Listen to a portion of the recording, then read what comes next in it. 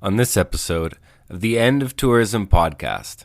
Since most people in the 19th century didn't travel, travel writing created what I call the domestic subject of European imperialism. And what I meant by that was it brought the world to Europeans in the form of books.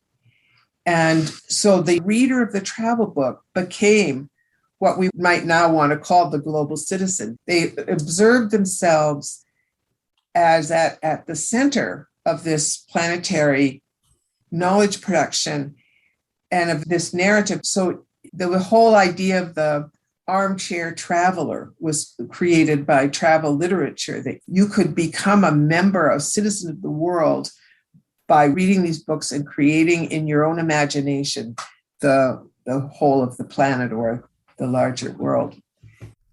Welcome to the End of Tourism, a podcast about wanderlust, exile, and radical hospitality. For some, tourism can entail learning, freedom, or financial survival. For others, it means the loss of culture, land, and lineage. Our conversations explore the unauthorized histories and consequences of modern travel. They are dispatches from the resistance. On this episode, our guest is Mary Louise Pratt, a Professor Emerita at NYU and author of the pioneering decolonial work on travel writing entitled Imperial Eyes, Travel Writing and Transculturation. Her new book, Planetary Longings, is out now through Duke University Press.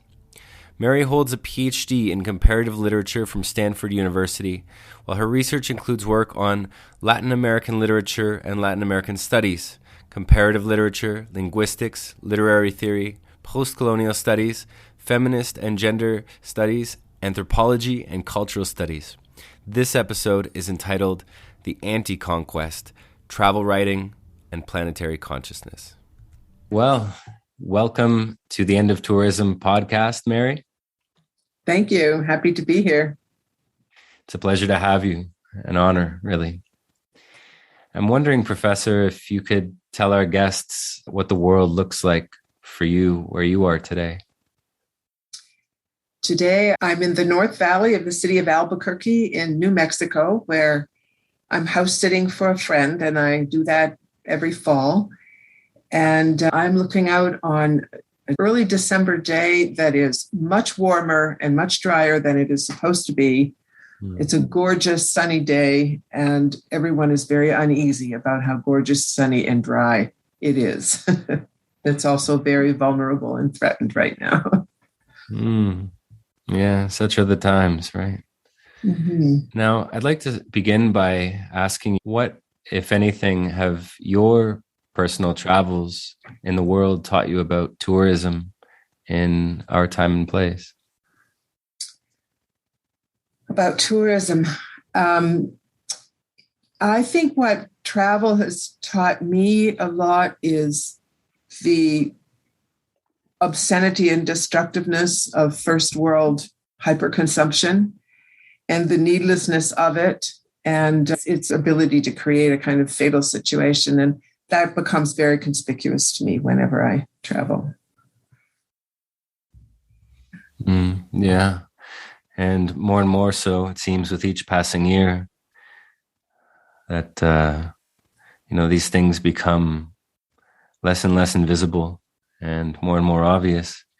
And at the same time, more and more people have the capacity to contribute to this hyperconsumption, as you mentioned. Mm-hmm. And, we wonder how the scales will tip as time goes on.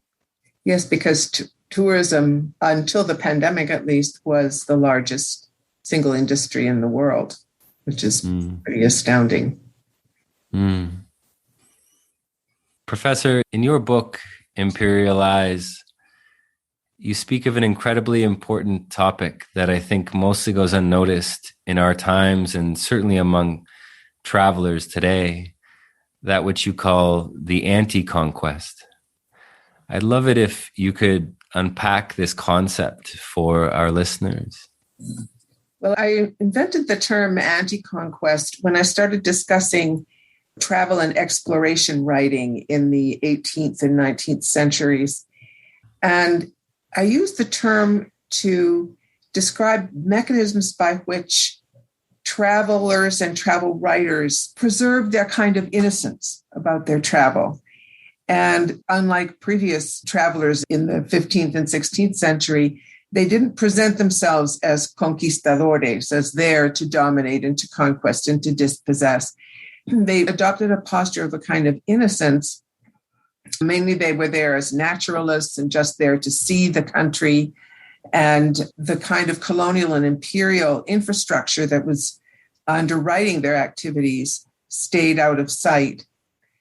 And it's pretty interesting now to see the degree to which tourism also continues to be structured that way, that the tourist industry constantly tries to conceal its own infrastructure so that the traveler doesn't see all the behind the scenes labor and arrangements and damage that goes into making the making of the tourist experience. And so part of what you buy when you're buying a tourist experience is that feeling of innocence and unaccountability that you're there just seeing. For example, I just recently read a wonderful dissertation by a Colombian scholar named Pilar Sanchez on the Galapagos. And people who go to the Galapagos always report this extraordinary experience of this raw nature and these amazing creatures. And they report feeling they're in the company of these animals. And they never see the town, the 30,000 people who live on Galapagos, whose labor creates these experiences for people and who have to deal with the consequences of it, and whose work creates that experience of untouched nature for every single tourist. So they don't really even have much contact with each other. So that whole practice of concealing the infrastructure, I think, is a dimension of that, what I identified as the anti-conquest in the book. Yeah. In Imperial Eyes, you write that only through a guilty act of conquest can the innocent act of the anti-conquest be carried out. Could you elaborate a little bit on the link between the guilty act of conquest and the innocent act of anti-conquest? Well, what I mean by the guilty act of conquest is being the uninvited arrival and the unsolicited arrival and the person who has intentions. And so I use the word invader at times to talk about that. So the early 19th century explorers who were looking for the source of the Nile, for example, did not necessarily see themselves as the vanguard for colonial invasion, but they knew they were the vanguard of European designs in Africa, and that they were bringing Africa into the purview of Europe, over which the Africans themselves had no control. So I think it's that the uninvited nature of the arrival that, for me, has to be underlined. Absolutely, yeah. There's a line in your book where you specifically describe this as a way of, well, first of all, you describe it as a great longing, which I think defines quite deeply the innocent act, but you also describe it as a way of taking possession without subjugation and violence. There's a longing for that, a longing for that. How do you see, I mean, you were writing particularly about the 18th and 19th centuries.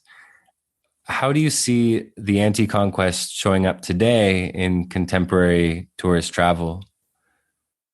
The tourist industry constructs, for example, a structure of hospitality around you. So you're called a guest. And the people who are making your experience for you treat you as a guest, and they're your host. But they didn't exactly invite you to be there. And the conditions under which they are hosting you were created by Holiday Inn International or created by multinational corporations.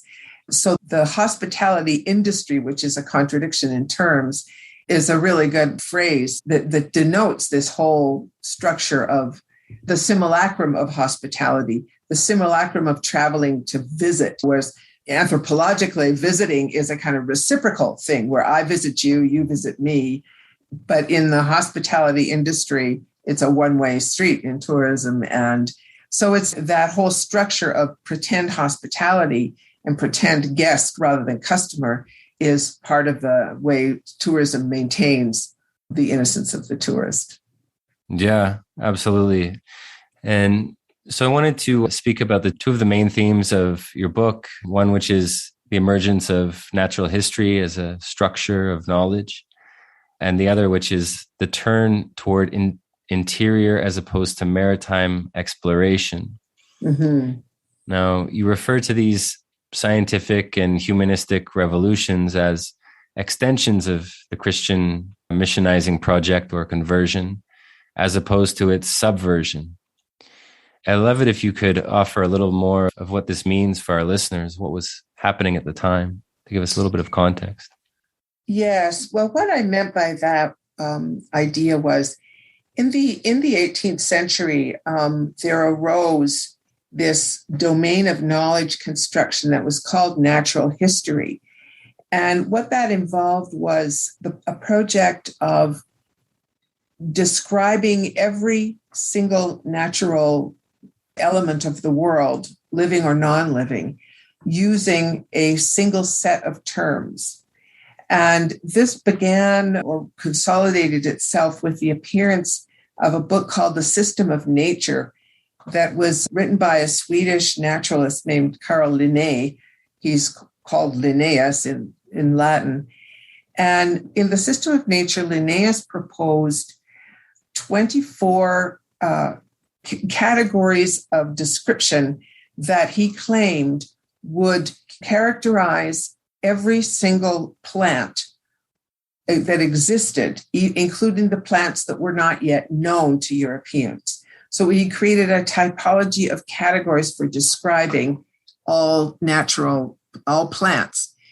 And this created a structure of knowledge production that involved sending out disciples. And this is where the Christian image comes in, sending disciples out from the center of this knowledge construction, which was in Northern Europe, sending disciples out all over the world to retrieve this knowledge, create these descriptions, and to bring this system to that place.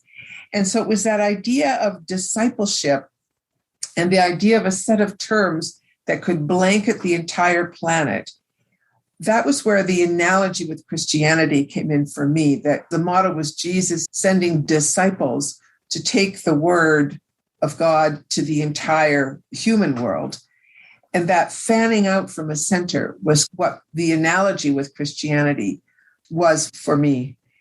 And natural history was, of course, completely secular knowledge, and it arose with the rise of secular science in the 18th century. So in that sense, it was at odds with Christianity in that respect. But the structure, and this is why I argued that natural history was part of a new form of planetary consciousness that developed in Europe in the 18th century. Mm. Wow. And the turn toward interior as opposed to maritime exploration, you were referring to the geographical interior or also cultural interior or individual psychological interior? I had not thought about psychological interiors. I was just noticing that exploration began to leave behind maritime exploration and move into exploring interiors, which I think connected with the expanding capitalism and the expansion of extraction and those kinds of things. But interior exploration, in speaking of it in psychological terms, did arise, especially in the 19th century with Romanticism. Of course, that was sort of the romantic traveler was the interior traveler. Mm. And so, I imagine that the people undertaking these scientific and natural history-based projects were part of the intellectual elite literate and probably wealthy Europeans. And so I'm curious, what was the consequence, not necessarily for them, but for the Europeans at the time who perhaps more and more were becoming literate, for the Europeans who were reading these texts? What was the consequence for the culture in that regard? Actually, it's one of the most interesting things about Linnaeus's systems and about natural history in general is it was a very democratizing form of science. It aimed to create not professionals, but lay naturalists. So Linnaeus deliberately described it as a system that anybody could use. So you didn't have to be trained. You could pick it up, take the book with you, take the illustrations with you, and just go out wherever you were and start doing it. Wow. And it had a really anti-elitist or strongly sort of democratic impulse in it. This is something we can all do, and this is a way we can all relate to the world and have this form of the power of this kind of knowledge creation. But of course, it did require literacy, but it became a very democratized kind of thing. Lots of people would, even when I was a kid, people would still keep scrapbooks with samples of plants that they would find. And there was a whole kind of collecting thing that went on that everybody had access to. So natural history was very interesting in that way. And the people who did it, who were sent on these excursions, which were, of course, often very dangerous, tended to be middle-class people with educations like that of a doctor or a minister or a bureaucrat or, say, a captain of a ship or something like that. But they were middle-class people, not usually aristocrats who went on these journeys. And so, this planetary consciousness or European planetary consciousness that you mentioned that arose during those centuries, you say that it arose through travel writing. Was natural history and the Linnaean project, was that the only aspect of travel writing? Yeah, what I wanted to argue was that travel writing, since most people didn't travel writing created what I call the domestic subject of European imperialism. And what I meant by that was it brought the world to Europeans in the form of books. And so the European reader of the travel book became what we might now want to call the global citizen. They observed themselves as at the center of this planetary knowledge production and of this narrative. So they became, the whole idea of the armchair traveler was created by travel literature, that you could become a member, a citizen of the world by reading this stuff and through reading these books and creating in your own imagination the whole of the planet or the larger world. And that formed the domestic subject of what was going to be expanding European empires. Well, yeah, because I imagine there was a good amount of imperial or nationalistic sentiment in the writing. There was, and also, imperialism has had to work hard to make itself meaningful for the general public, because the general public were not the beneficiaries of imperialism, right? The big trade companies were the main beneficiaries, right, and elites who owned things. And so empires have always had to work hard to legitimate themselves and make themselves meaningful to the domestic subjects as well as the people they conquer. And so I think travel literature did a lot of that work. It made people feel part of this larger enterprise in which, in fact, they had very little stake and were not going to benefit from. Wow. So that's kind of the skeptical way of thinking about it. Yeah, I mean, I imagine that in that context, travel writing becomes not only a tool, but a weapon for European states and empires to consolidate nationhood within the state or within a monarchy, as opposed to, people cultivating and regenerating their own local indigenous practices or whatever was left of their indigenous practices at the time. in Europe. That's true, yes. And that's the part that comes, yes, with modernity, is the kind of the delegitimation of vernacular cultures within Europe, just as vernacular cultures were delegitimated elsewhere. Right. And the other thing is that travel writing did provide some of what travel provides, which is this experience of displacement, this displacement from the everyday and entering into imaginary worlds or imagined worlds that are radically different, and the challenge of that too. And so it did provide some of that kind of displacement that people seek in travel experiences. Wow. That's why it was so popular. It was very popular. People loved reading travel books. Well, a kind of virtual escape. Yeah, sure. Mm-hmm. Wow. Well, that sounds a lot like modern day social media, which I'd like to come back to in a little bit. But I'd like to ask, you mentioned the notion of the global citizen being comparable or perhaps an extension of this European planetary consciousness of the 18th and 19th centuries. Now, the global citizen and the global village, these very contemporary concepts, are almost always championed among people in the tourism industry, among travelers, among the sort of political establishment in the West. Maybe it's probably too much to ask right now, but it's probably more something along the lines of a PhD dissertation or a project in itself. But can we track the evolution of European planetary consciousness into what we consider today to be a global citizenship or the global village mindset?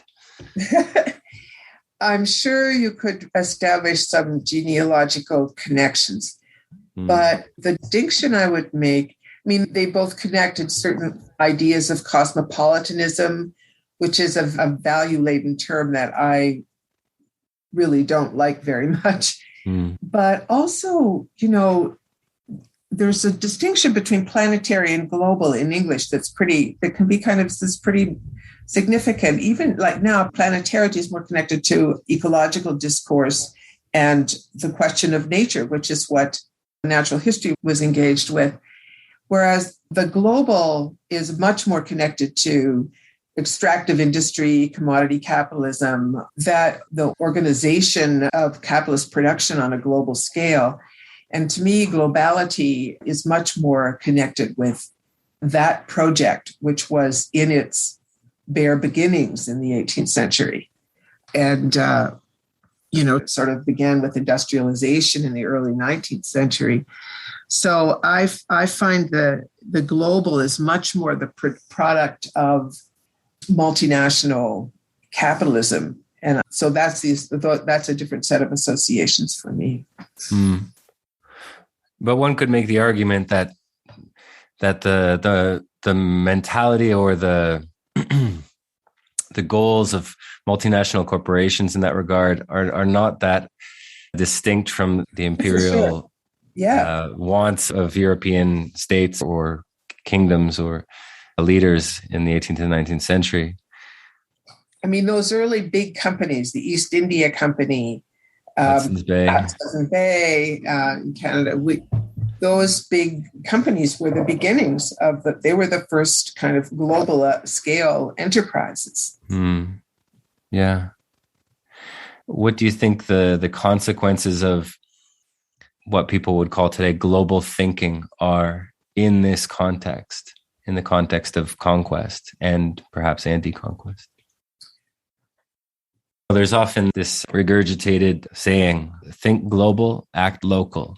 Oh, yeah. Mm-hmm. Right. Mm-hmm. And our capacity or willingness, especially among people of younger generations, to only be able to reflect on what's happening in the world through news media or social media, in part because those mediums have concealed not only the local, but any manner of living locally in terms of the neighborhood or in terms of your local ecologies.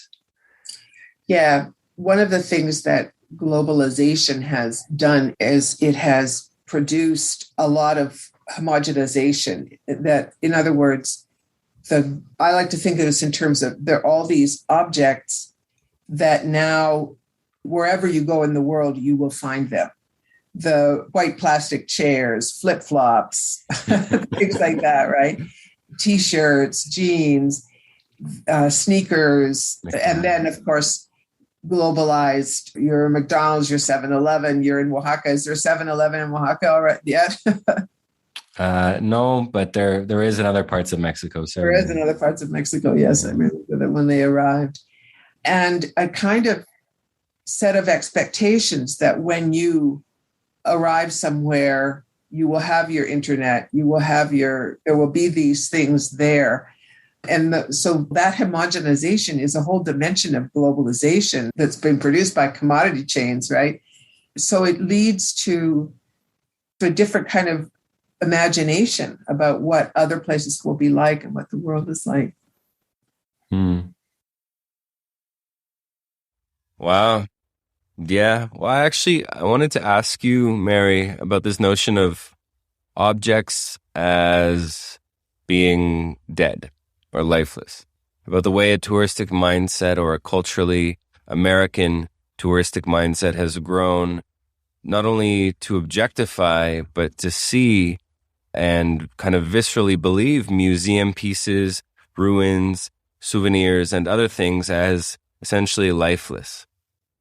Because you have this great quote in your book where you write that, quote, "The European imagination produces archaeological subjects by splitting contemporary non-European peoples off from their pre-colonial and even their colonial pasts.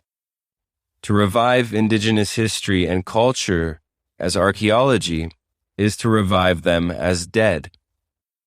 The gesture simultaneously rescues them from European forgetfulness and reassigns them to a departed age."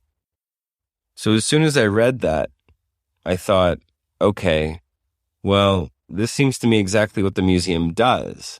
And so what consequence do you think that seeing other cultures, especially ones that are, quote, from the past, or that only existed in the past, has for our understanding of the world and of time? Yeah, this is such a good question because the museum is an artifact of modernity. And modernity knows itself only in relation to something it calls pre-modernity, right? And it identifies itself always over and against some non-modern, pre-modern other. And I think museums kind of housed that otherness and became a mechanism for affirming modernities and modernity's presentism. Modernity produces experiences. When I say the experience of the past as dead, I really mean that. It means experiencing the past as something that's over.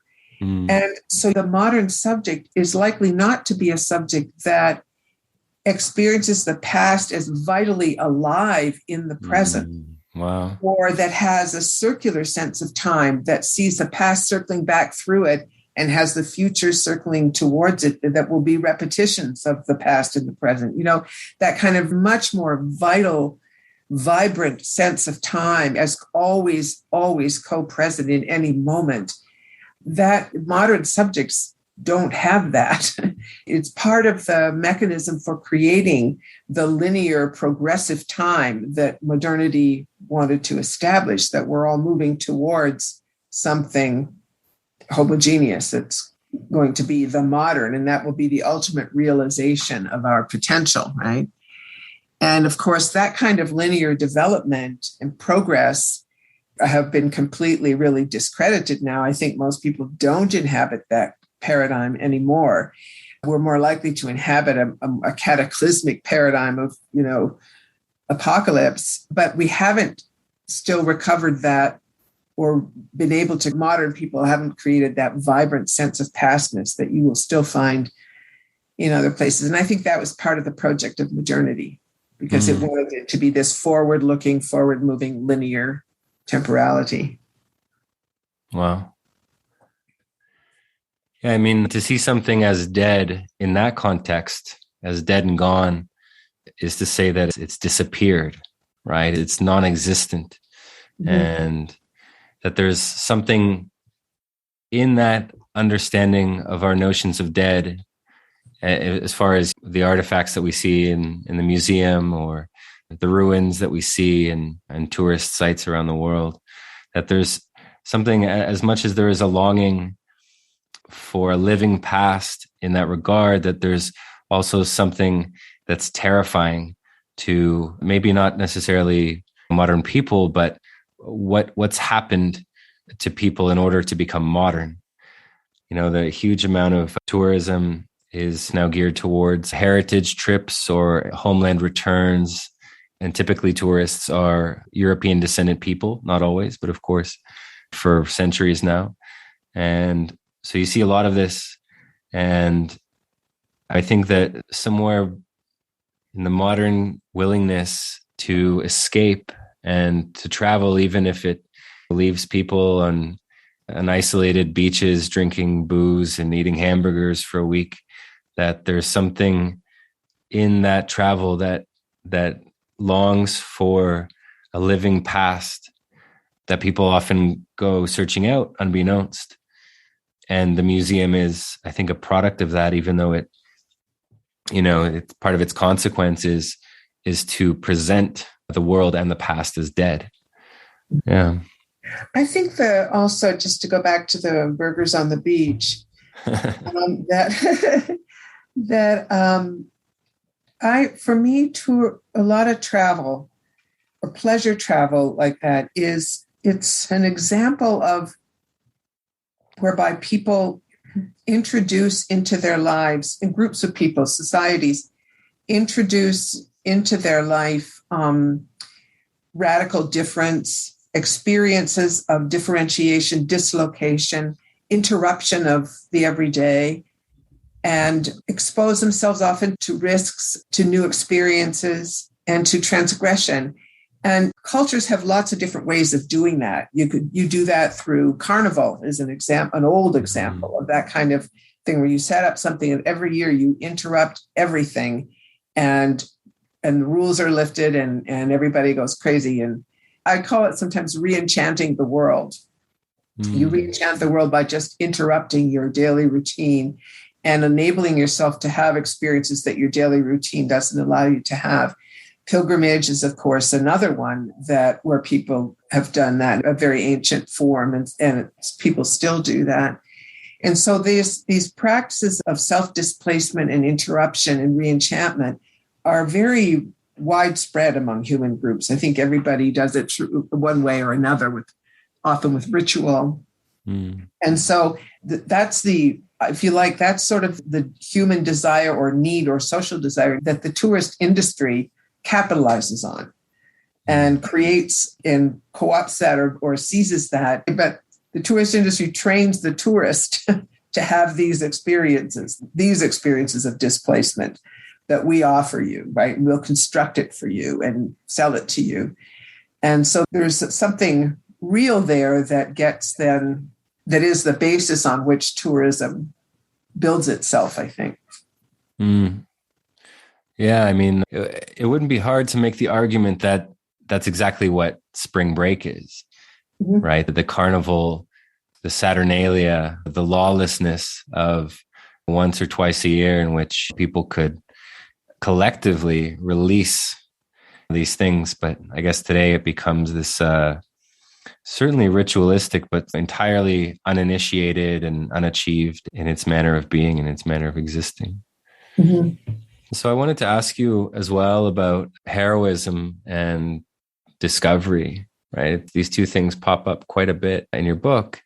And I wanted to ask you about, I guess, these narratives, right? The biblical narratives that were certainly alive and well, as you mentioned, the discipleship of Linnaeus and his followers in the 19th century, and how a lot of these kind of religious narratives and myths don't seem to be apparent today.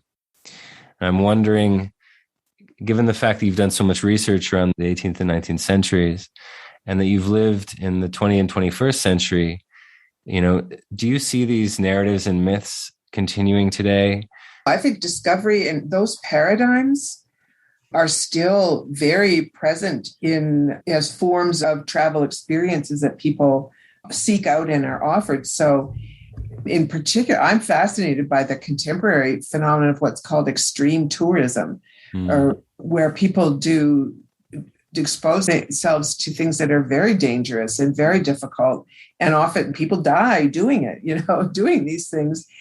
And those are absolutely framed by narratives of heroism and conquest. Mountain climbing is still framed as conquest, that a peak can be conquered over and over and over by every single person who climbs it, right?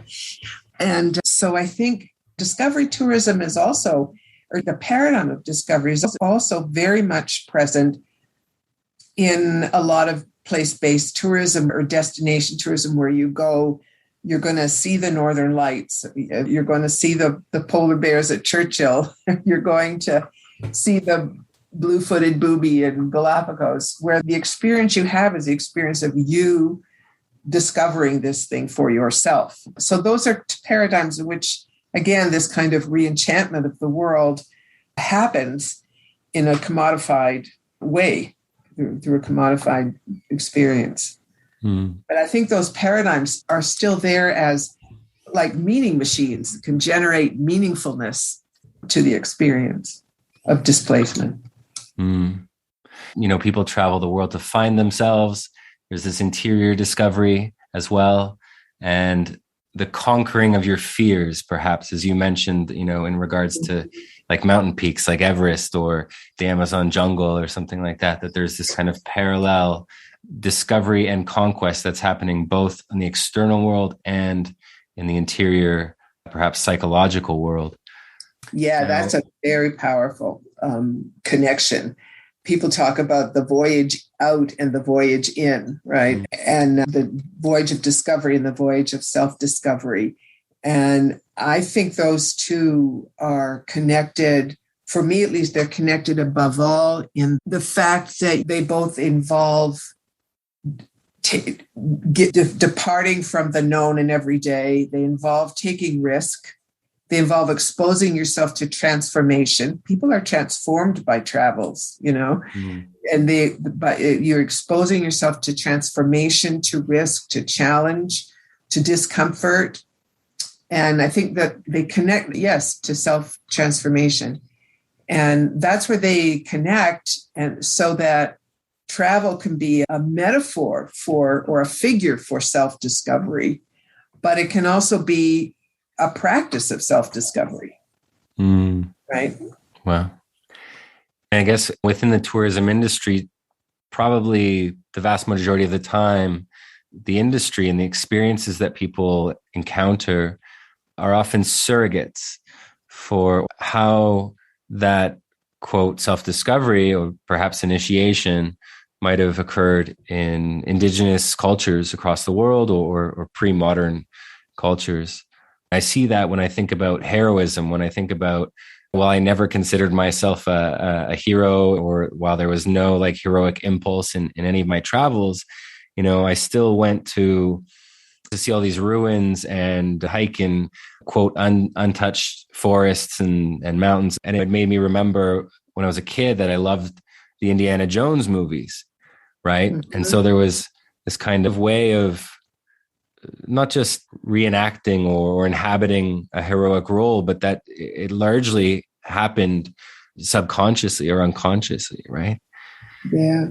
Myths are like that. I mean, you're talking about a myth and a very powerful one, just like the frontier myth is this incredibly powerful myth. And that Indiana Jones type myth is a very powerful myth. And so it makes an experience very meaningful. You're being the protagonist of this particular narrative, that you're producing by doing what you're doing. Myths are very powerful. Yeah, travel myths especially. And I wanted to ask you about sight and spectacle, because when people travel, when they go touring, when they go to experience other cultures and other lands and other worlds, that it almost always happens through the eyes, at least for Western people or modern people. You have this this great, it's not even the entire line, but it's incredible. You write that only the seeing and the writing of the seeing can fully constitute the discovery. I wanted to ask you, why is our manner of seeing so important on our travels as Western modern people? Yes, it's such an interesting thing. I mean, the phrase "we're going to see the sights" was the definition of taking a trip, right? And I loved when I was reading 19th century travel books and people where discovery of something, it meant the European person laying their eyes on it. And so I remember reading the literature on the discovery of the source of the Nile, which expedition after expedition was sent out to discover the source of the Nile. And of course, lots of people in Africa knew where the source of the Nile was, but Richard Burton had to be taken to actually lay eyes on it himself and then go back and report to the Royal Geographic Society, right? And so the discovery involved having local people show him the place, right? And so many discoveries were like that. It wasn't that the thing was unknown. It was completely well known. So I think sight, it really had to do, and that natural history comes into this again, it really had to do with the visual being the privileged form of authority for scientific secular knowledge. And science was the science of the visual.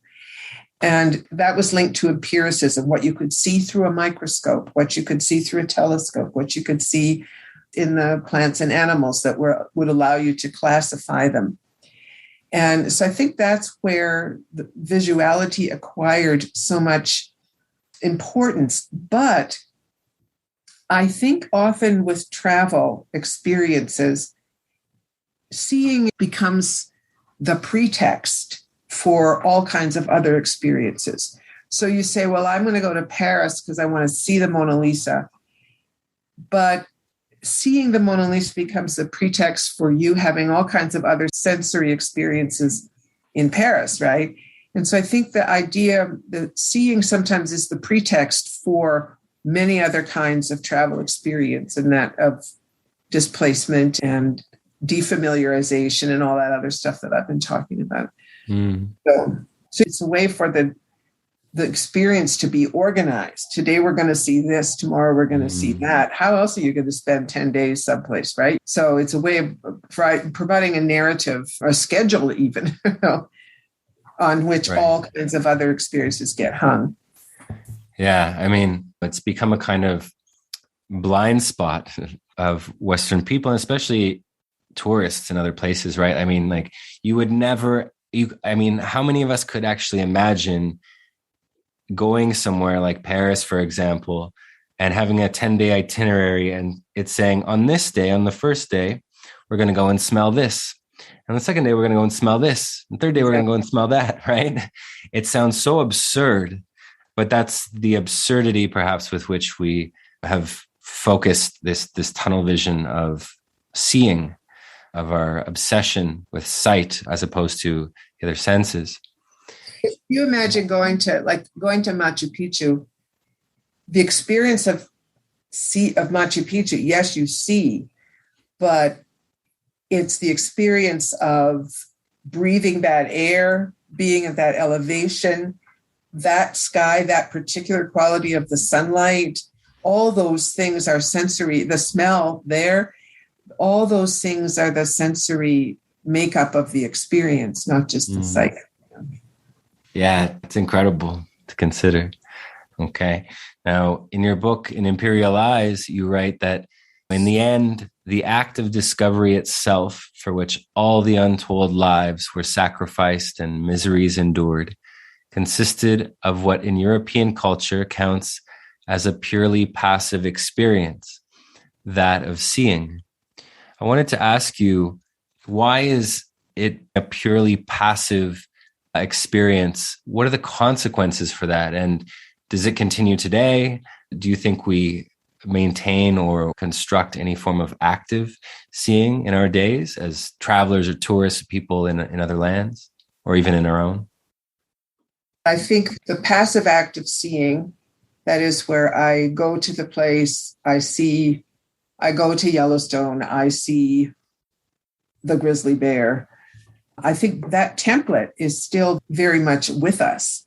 And I'm really interested in whether people will slowly lose that desire. It's a form of desire, right? The wanting to see the thing. It's a form of desire that's constructed for people, right?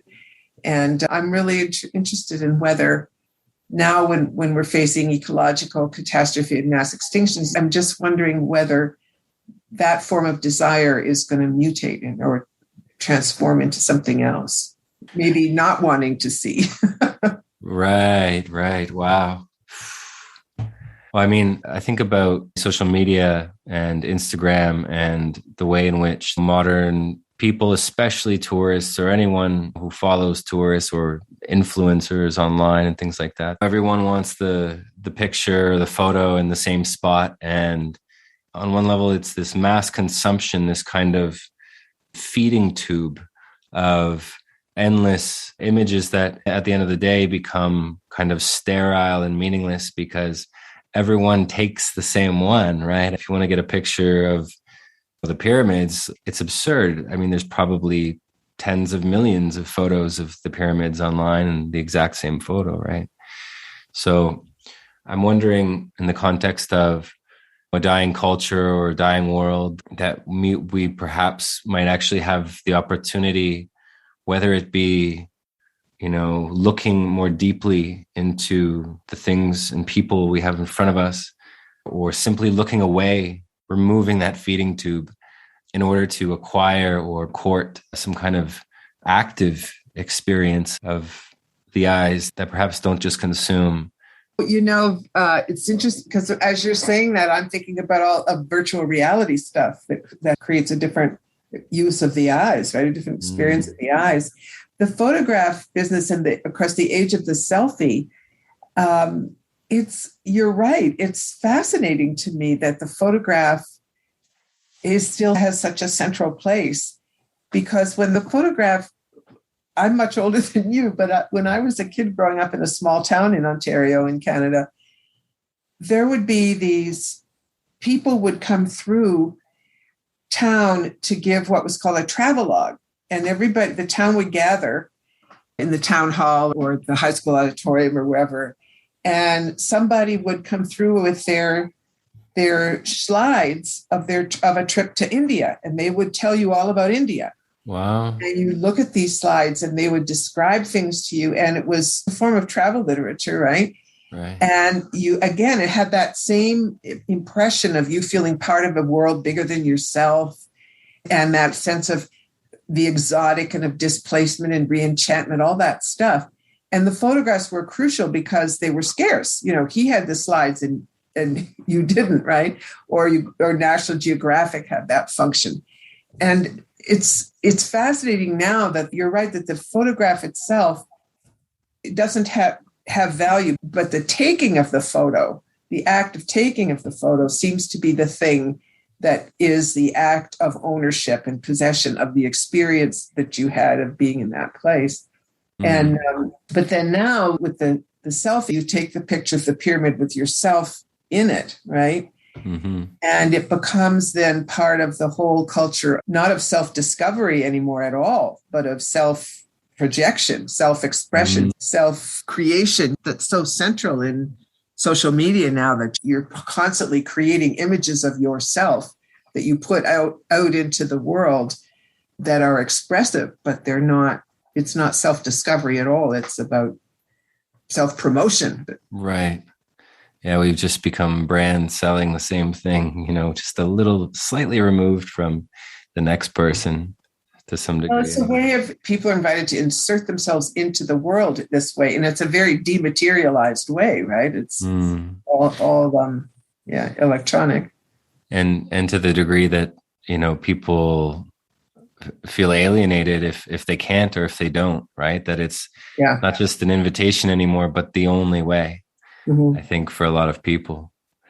And this has happened, largely in the last 10 years, which is really hard to imagine for people who maybe are under 30, right? That it wasn't the same, I mean, it's that such a thing is kind of like a revolution in terms. It's been a revolution, yeah.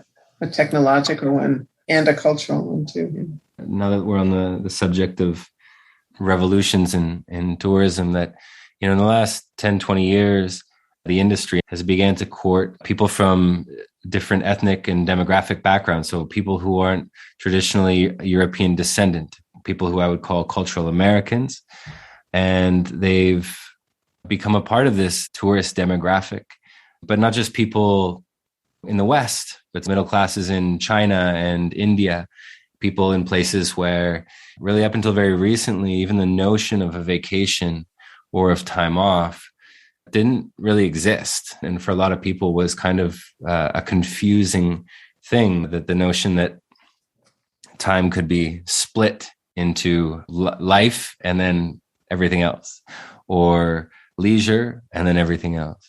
And so I'm wondering, as tourism becomes slowly less and less of a white dominated industry, do you think that those demographics have the capacity to alter the narratives that tourism and travel writing has brought forth in the context of conquest? Or do you think that the industry will simply reinforce those lineages with new subjects?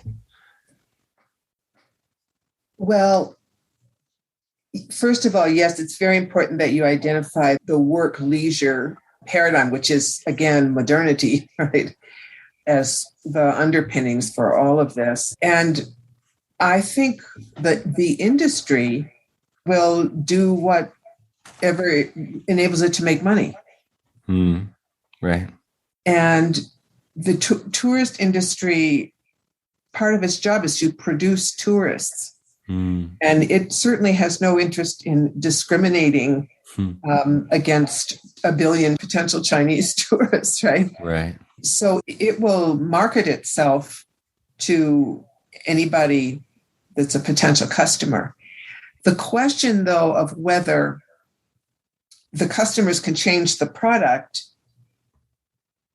it's certainly not impossible, right? But you would have to just see where those pressures come to bear and how they're brought to bear on the tourist industry. I mean, the tourist industry adapts food-wise, for example. So wherever a group is coming from, it will try to provide them with food that they can enjoy, and respect their restrictions, that kind of thing. And tourism is very adaptable. It will segment its market. And if there's an enclave of people that needs a tourist experience, it will be provided, if it's profitable. So that's kind of a pretty uninteresting answer to an interesting question about what could change the way traveling and tourism are done, in the world. And I don't know if you remember Maurice Bishop. He was the Prime Minister of Grenada, and he made an incredible speech in the 1970s. He advocated for what he called the new tourism.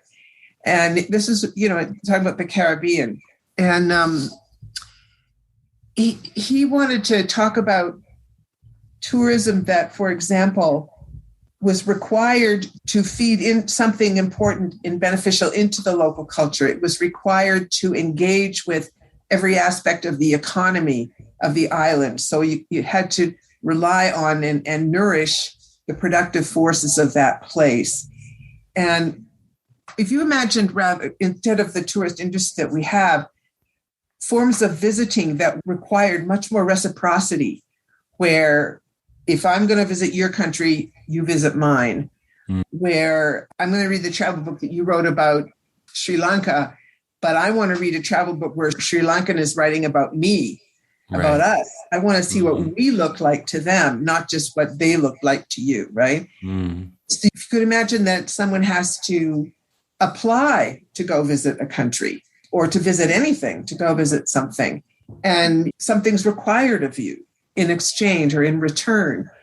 And so you can reimagine travel organized along much less exploitive and much more ethical and reciprocal principles, the way visiting is, or the way pilgrimages where it has a much more sacred aspect to it.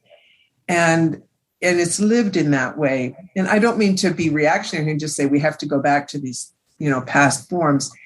But if you just try to fantasize radically reimagining the way mobility works in the world, and one of the things that forces us to do that now, I think, in the world is the tremendous pressure of migration and mass migration, which is a fairly new phenomenon. It's certainly brand new at the scale that it's happening now. And it's so fascinating, for instance, to see the heroic conquest narrative be alongside the narrative of the thousands and thousands of people finding the way through the Darien Gap, which was this place that required heroic discovery. And all of a sudden, thousands of desperate Haitians are coming up that jungle path that was supposedly inaccessible. Wow. And so that whole paradigm of the caravan, the death traps of the boats and things, all of this movement, this form of mobility, I think is really challenging our imaginations. And it's adding a whole new set of narratives and myths into the mix in a way that I think is going to problematize our more utopian versions of travel. I'm really intrigued on how that's going to play out. Yeah. Realistically, not just today, not just in the last, 50 years, but for the last few hundred years, and certainly before that, the vast majority of travelers were not tourists. They were exiles, warriors, pilgrims, and immigrants. I wanted to ask you, as someone who's been engaged in the history of travel writing for a long time now, what contradictions do you see or foresee in the emergence of decolonial travel writing for people who might want to engage in such an undertaking? What advice would you have for them, having, spent decades now researching this? Well, here's what I would say. If you were going to decolonize travel writing, you'd first have to decolonize travel and travelers, right? And that would mean really changing ourselves so that, for example, that heroic feeling when you get to the top of the mountain doesn't exist really, right? But I do think there's a different question that I might ask, which is, so how to decolonize travel writing? I think you have to decolonize travel and travelers. But there's a different question where you could ask, can travel writing be an instrument of decolonization?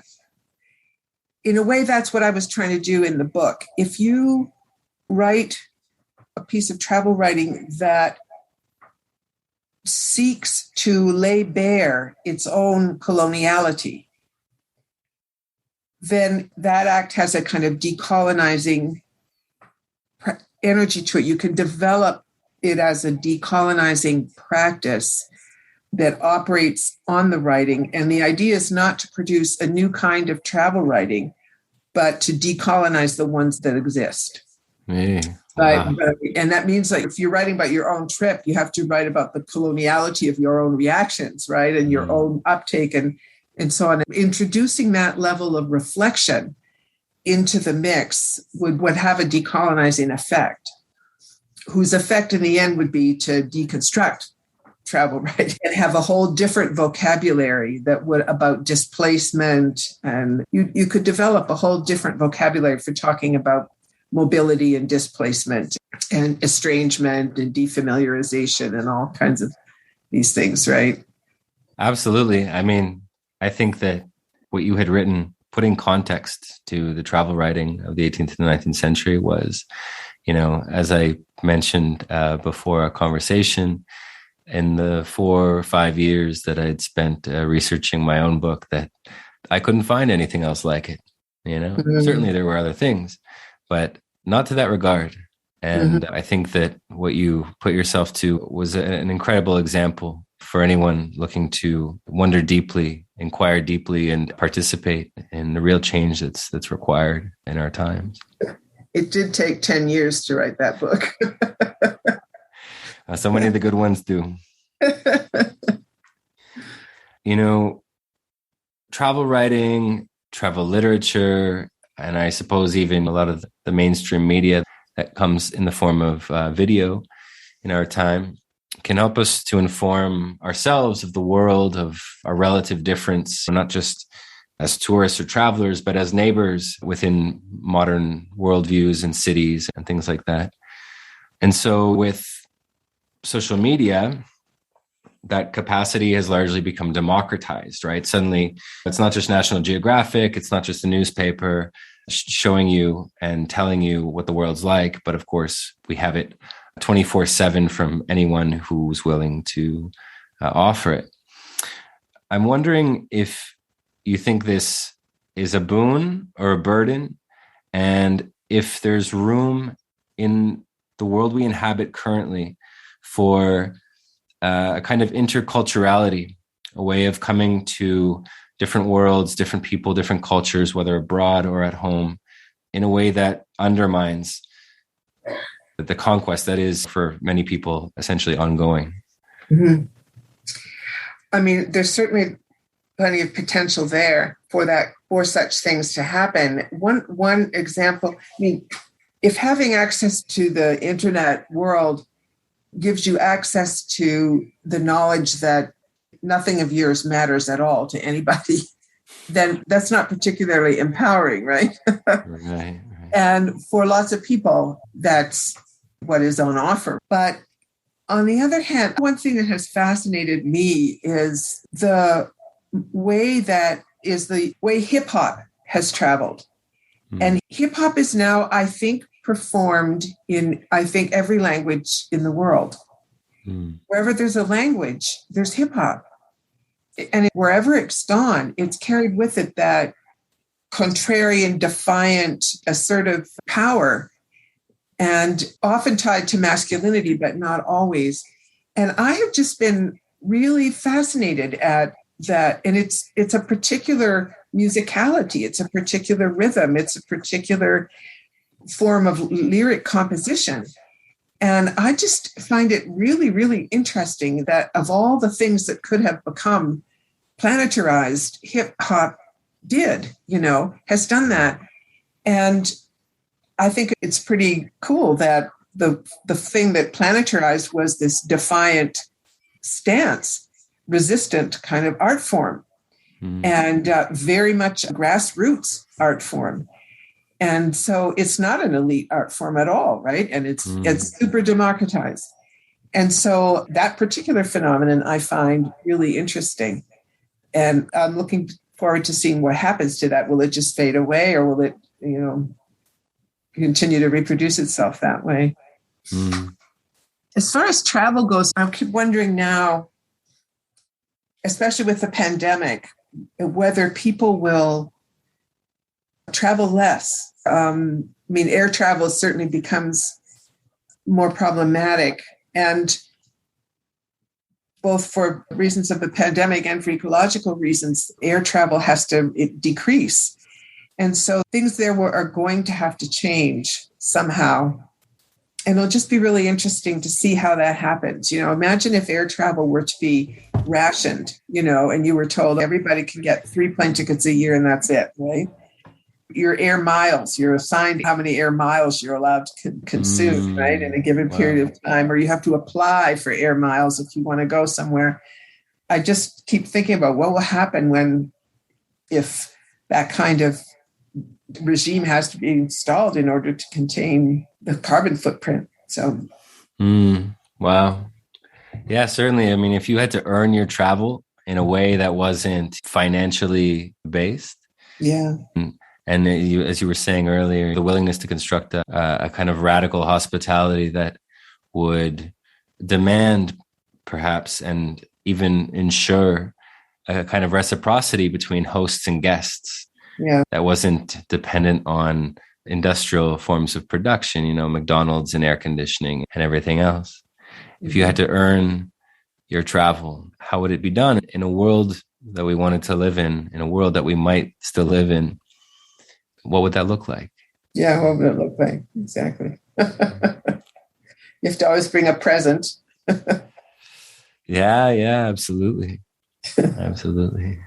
And your behavior, right? And your behavior be part of that present, right? Yes, that was one of the things that Maurice Bishop talked about in his thing, was people have to be taught how to behave as tourists. And Unfortunately. Well, Mary, on behalf of our listeners, I want to thank you from the bottom of my heart for coming on the pod today. I'm really, really honored to speak with you, and our listeners will be honored to hear from you as well. And so a deep bow towards your willingness to be here with us today. You're very welcome. I enjoyed it a lot too. Thank you for inviting me. And thank you for good questions. Yeah, my pleasure. I mean, you deserve them after everything you've put yourself to in that. Now, before I let you go, I wanted to ask, is there a way for our listeners to find your work? I guess online or in bookstores. And if you have any upcoming events or perhaps new publications that'll be coming out that you wanted to tell us about? I do. I actually just finished correcting the page proofs for a new book called Planetary Longings. And it ties together work that I did on the 1990s and the first decade of the 2000s, just trying to track kind of some of the big shifts that have happened over that pivot of the millennium. And so that book is coming out with Duke University Press next spring, actually. So soon. And it has a beautiful cover with a photograph by the Canadian photographer Edward Bertinsky, and I'm very happy about that. He's one of my favorite planetary photographers these days. So it's got a lot of stuff about mobility studies and many other things. So I invite people to keep an eye out for that with Duke Press in the spring. Well, I'll make sure the link for it is up on the End of Tourism website for all of our guests to check out. Okay. Well, thank you very much again, Mary. Thank you, Chris.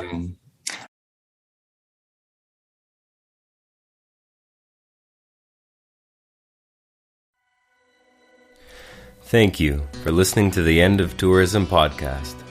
If what you heard had its way with you, if the arrows hit their mark, click subscribe on Spotify, Apple Podcasts, or wherever you're listening. To go deeper, join us at theendoftourism.com and follow us on social media under the handle The End of Tourism.